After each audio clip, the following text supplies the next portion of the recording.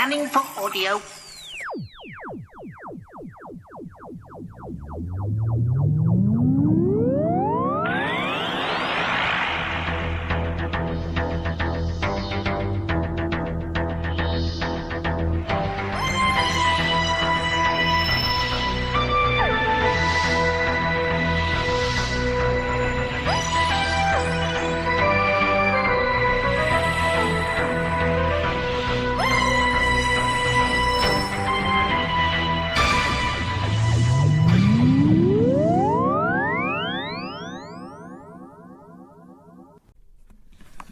Welcome to another Tin Dog podcast. I am playing catch up. Please bear with me, because I've got to get ahead of the game, because if Doctor Who comes back in the next few months, I'm scuppered and going to get behind again. I'm also supposed to be doing my research for your consideration. I'll probably do that later. As today, right now, it's lunchtime and it's Valentine's Day, and everybody in the whole wide world who's a Doctor Who fan is hanging around Gallifrey. I am a little jealous, for I am hanging around the car park at work. But I'm chatting with you, spending quality time with you, my beloved and probably attractive listener. Okay, Third Doctor Adventures, Doctor Who, and the Brain Drain. I am here to tell you that the single worst thing about this story is the title. The title sucks. It's rubbish. Right? I'm sorry, it's not a good title. I wish they'd come up with something better. It doesn't fit with the Third Doctor. It doesn't fit with Doctor Who. It would hardly even work with new Doctor Who, and you know my feelings about that at the moment. So I just don't like it. And that's it. That's the only thing I don't like about this, because it's a 7-part story. It's got Daisy, it's got Tim, it's got the Brig, it's got everything you could possibly imagine, and you know what? It genuinely is a cracking story. It moves along at an incredible pace. The 7 episodes works. It's definitely set firmly in just before they get Bessie, and as it's mentioned in this story, it's gone into. The Brig's still finding his way around the Doctor, and Liz is doing it too, and the Doctor's trying to fit in with being human. There's even a whole episode where the Doctor's not in it.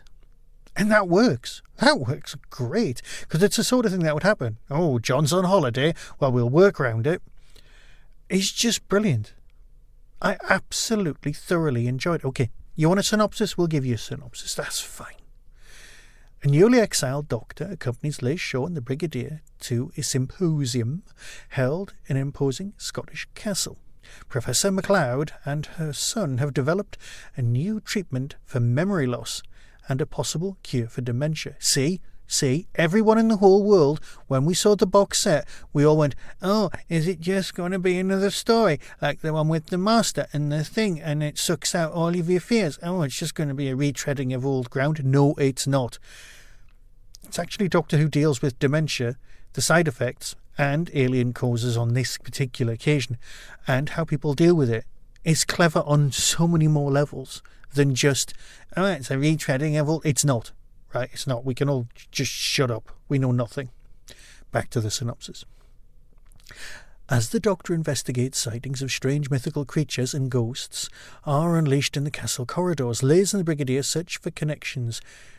But just what is happening to the energy produced by MacLeod's revolutionary treatment, and what is the strange creature that hides in the castle grounds?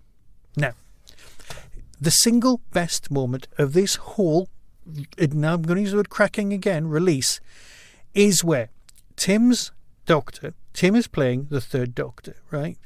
Now, Tim does a great Third Doctor, and we're so used to his performance as Pertwee's Doctor that we forget that Tim sounds a lot like him, but he doesn't sound like him. Tim sounds like Tim. I've recently seen him in an Inspector Calls, where he played the Inspector, a very animated version of the Inspector, which I'm sure we can all go into another time. If you want to hear me review that, I will.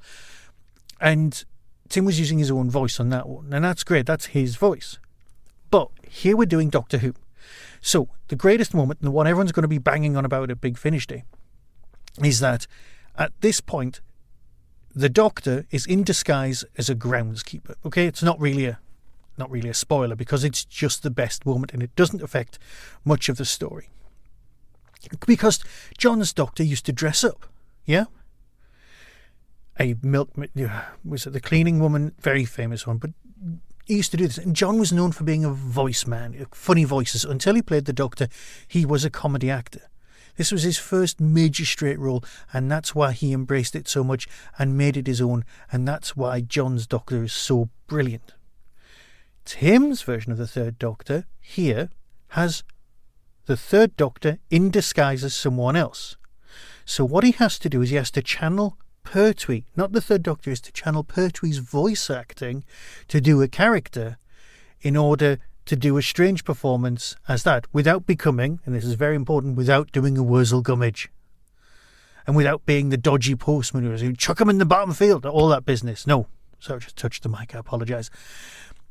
So we've got that going on, and that is a glorious moment because you know, from an audio point of view, you're the audience, you're listening, and you know it's the Third Doctor in disguise, the way that you'd be able to see it on TV and go, that's John in disguise, and it works for the plot. How can Liz not tell? That's fine. Let's just go with it. And that one moment that lasts a couple of minutes on audio just is absolute crowning glory of this release. But that is to drag away from the fact that it's just been so well written.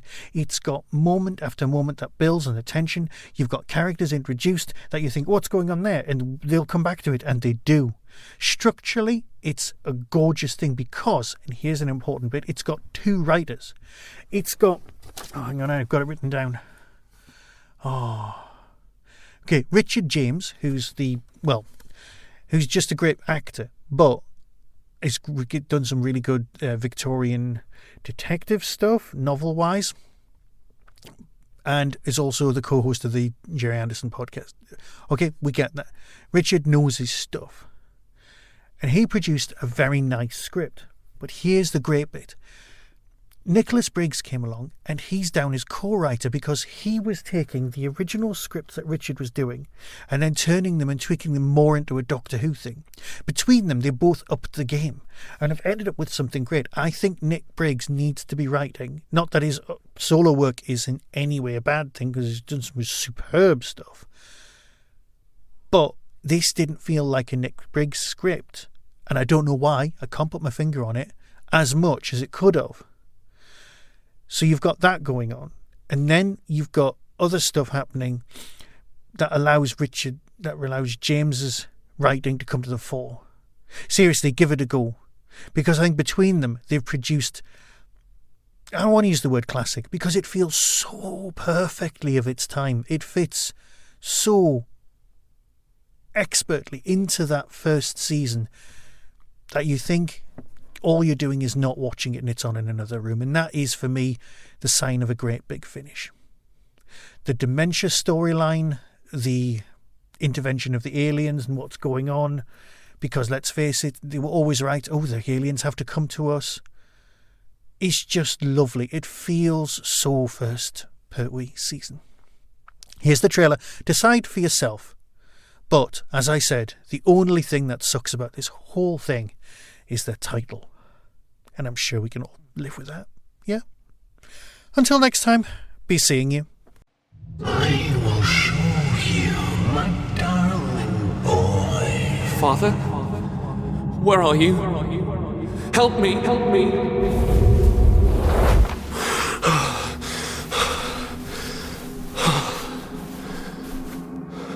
A dream. It was just another bad dream. No, just a dream. Father? Father! From Big Finish Productions, Doctor Who, The Third Doctor Adventures, Doctor Who and the Brain Drain. The whole of time was my playground. To think I should have fallen so low as to share a bunk with a jumped-up... Well, Doctor, as we say here on Earth, like it or lump it. Dr. Elizabeth Shaw, unit. The Doctor is not on this train. He said he was on the trail of mythical creatures. In the meantime, unit troops are on the way from London. There it is again. Look, Brigadier, they're on the shoreline. If harnessed correctly, this could prove to be the next step in human evolution. Wait, what's that? That light in the window. Yes, but I'm sure I saw... Come on, Brigadier. Let's take a closer look. By the end, he wasn't sure what was real and what was just in his mind. I believe it's possible something is drawing these creatures here. I feel it too, Doctor. Liz? Like part of me is leaving. No, Liz! Did someone say crackpot ideas? Doctor. Sounds just like my sort of conversation. Big Finish, for the love of stories. That was the Tin Dog Podcast. Everything discussed is the intellectual property of others. No infringement is intended. If you've enjoyed this show via YouTube, please click like and subscribe. To contact the show, please email tin-dog@hotmail.co.uk or follow the show on Blue Sky at tindogpodcast.bsky.social. The Tin Dog Podcast is a founder member of the Doctor Who Podcast Alliance.